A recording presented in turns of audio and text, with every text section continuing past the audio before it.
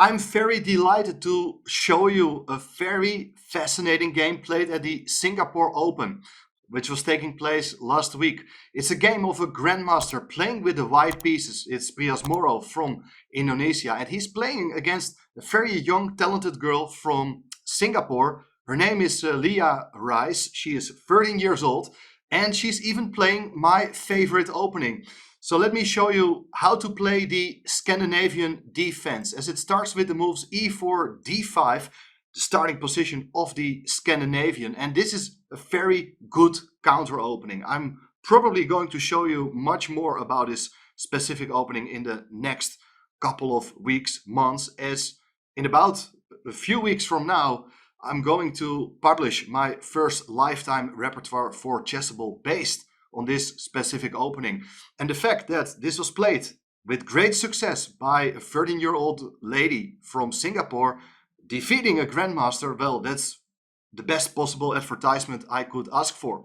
Let's see what happened in this game. After e takes d5, it's the main move, we bring out our queen. Queen takes d5, and basically black is going to violate the opening principles of playing too many times with the same piece, but you will see why this is a good opening for black. After the move knight c3, the queen is under attack again, and we bring our queen to a5. White goes for the move d4, occupying the center, and now it's time to develop our knight to f6. White goes knight f3, and we bring our bishop out to f5. So our main plan is to play the move e6 very soon, hoping to get our bishop to b4, and then later on we will bring our king into safety. The idea could be to castle kingside, maybe we castle queenside, really depending also on how white is going to play. And what is our main goal? Well, we would love to exert pressure against the pawn on d4 later on by bringing a rook to the d file, or maybe even a knight to c6. So this is a really good counter opening, as we are able to exert pressure against the pawn on d4. That is one of the main ideas. But white, as I said, has a lot of different ways of tackling this opening. And the move knight e5 is one of the sharpest moves available, as white's knight is on a very active square, potentially hitting the pawn on f7 together with the bishop coming to c4. But also, in a lot of cases, the knight can come to c4, and then you see that the queen is really in some trouble. Therefore, in my lifetime repertoire recommendation is the move c6, so that whenever is needed, the queen is always able to drop back either to c7 or d8.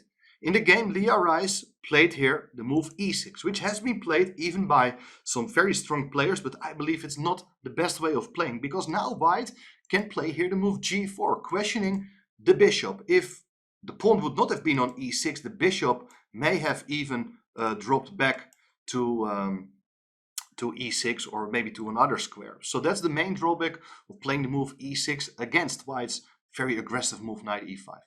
This time the bishop goes back to g6. Looks like the bishop is still quite stable, but now knight c4, attacking the queen, and you see the queen doesn't have that many great squares to go to, has to go back to a6.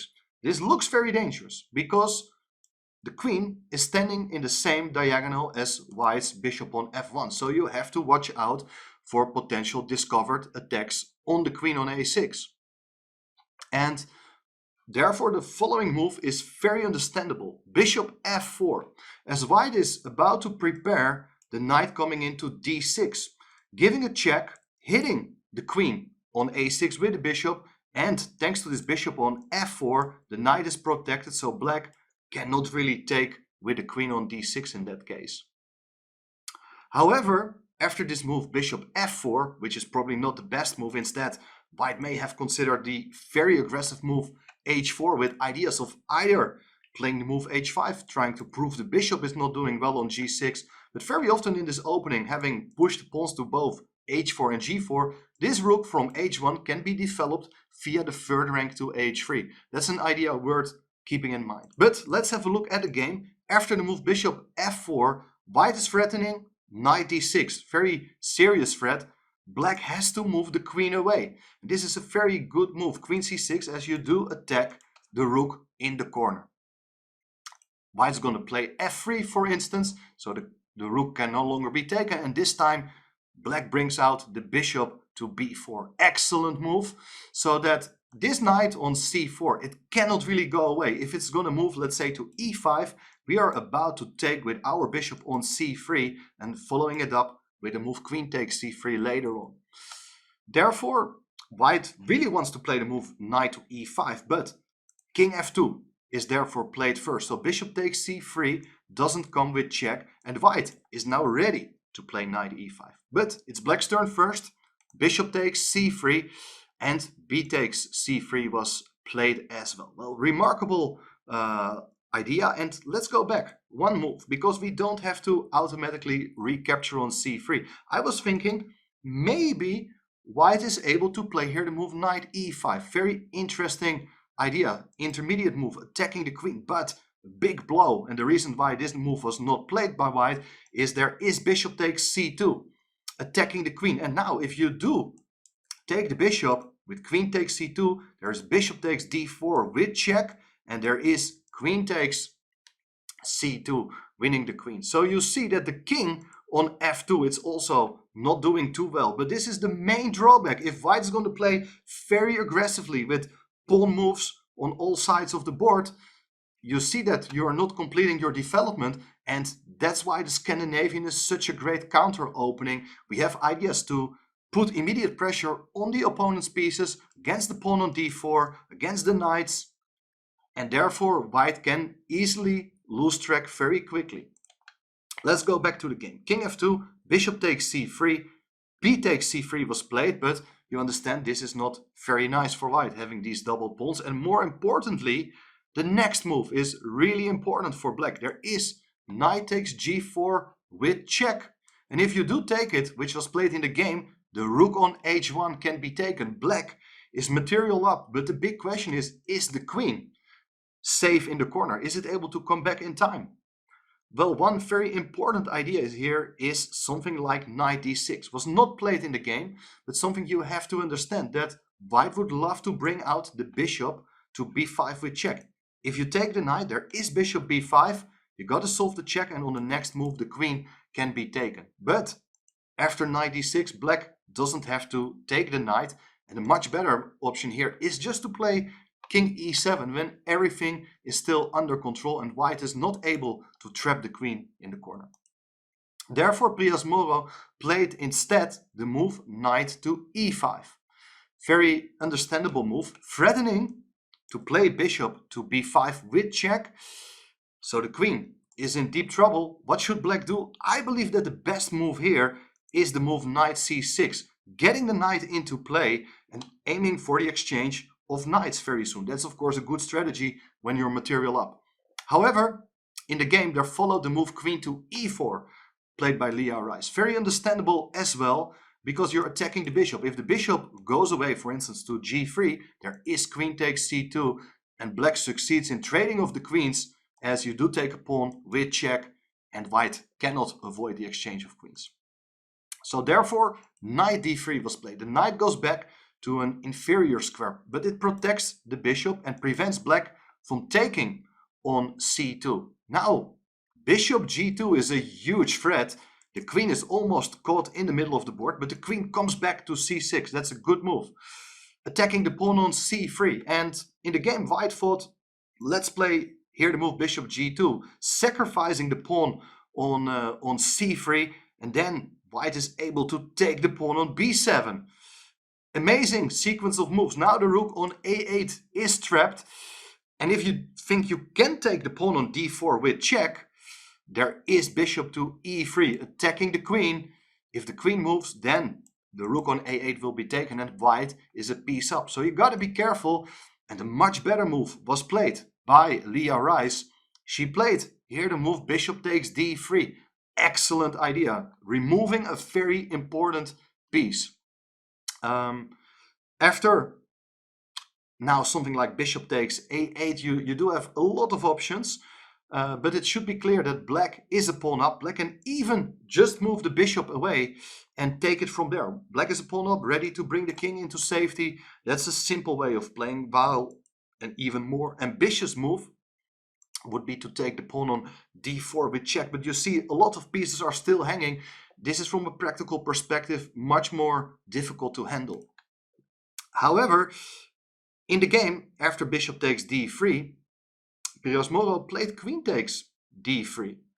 Remarkable move, bringing the queen into play, but that leaves the rook on a1 hanging. Queen takes a1 was played. If you take the rook in the corner, it's time to do the material count. And after something like castling, you see that black is just a full exchange up with an extra pawn even as well. This is just a technically winning position for black. So therefore, Moro played instead the move queen b5. Check.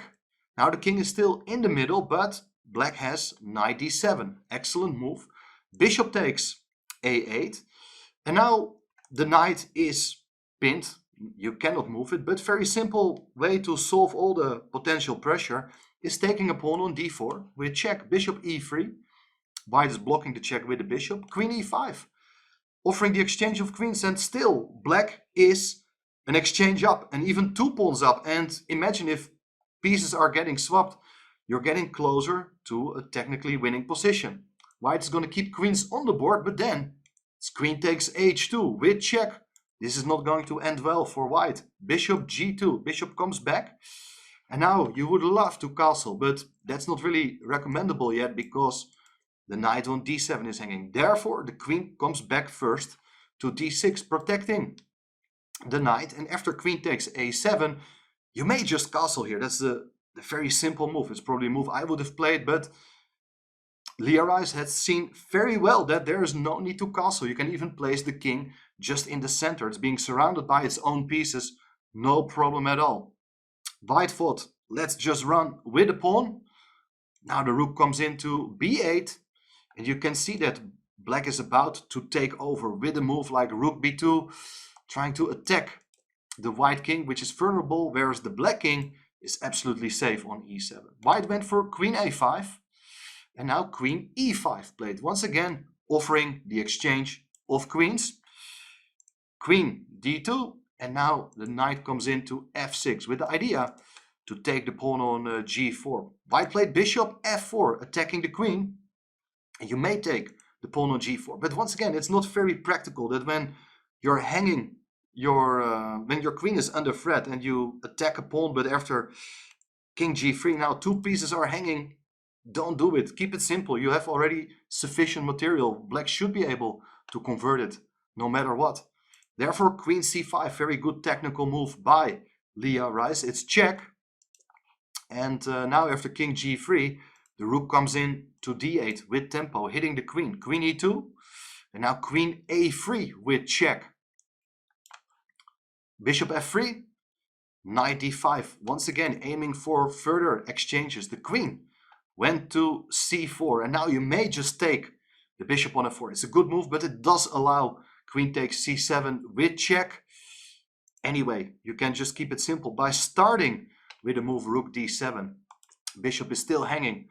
White moved the bishop away to e5, but then f6, hitting the bishop one more time. Bishop goes to d4.